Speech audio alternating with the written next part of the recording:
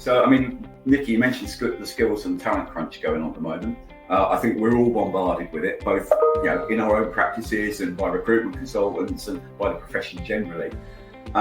What is your what do we experience in the sector? Is it a regional issue? Is it a national issue? Is it just an issue with us in practice generally? Are we just not sexy anymore? What are you guys seeing in that space? I think from our point of view, we found, as a relatively high growth business, we're always looking for talent. We've been recruiting constantly. We're trying to take 7 this year if we could find them. And the biggest issue with it has been is obviously wage inflation's massive. What we were paying now compared to what we were paying 2 years ago is ridiculous, in all honesty, but that's where we are. And I think it's great for the people looking to come into this. I saw some LinkedIn posts the other day saying that somebody they spoke to said they didn't want to get into accountancy because the wages are too low. I'm like, have you seen them recently? Not paying my team, it's definitely not low.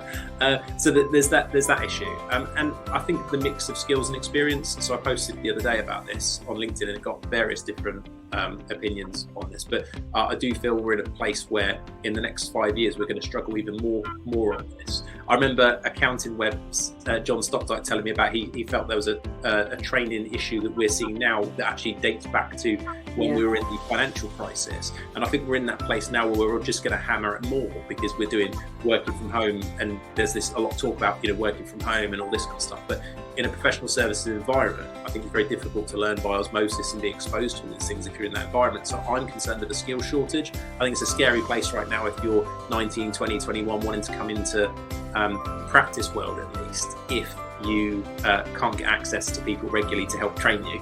So that's a big one.